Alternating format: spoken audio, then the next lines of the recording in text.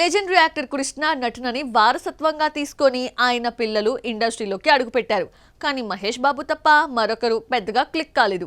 Present Tollywood top హీరోస్లో Mahesh ఒకరు. ఇదే కుటుంబం నుండి నెక్స్ట్ జై కృష్ణ వెండితెరకి ఇంట్రడ్యూస్ కాబోతున్నారు.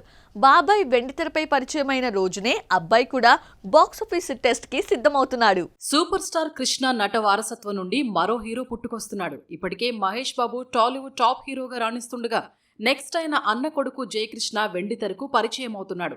శ్రీనివాస మంగాపురంతో జూలై 30న తొలి టెస్టుకు సిద్ధమవుతున్నాడు. సీనియర్ బ్యూటీ రవీనా టాండన్ కూతురు రాషా తడాని టాలీవుడ్ ఎంట్రీ ఇస్తోంది.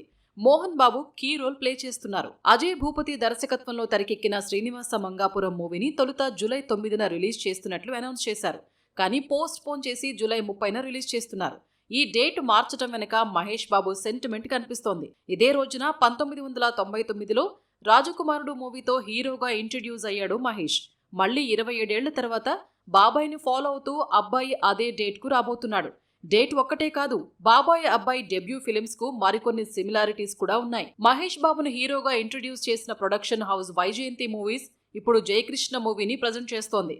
రాజకుమారుడిలో హీరోయిన్ గా బాలీవుడ్ నుండి దిగుమతి చేస్తే హీరోయిన్ రాషా తడాని కూడా బీటౌన్ నుండి వస్తున్న అమ్మాయి.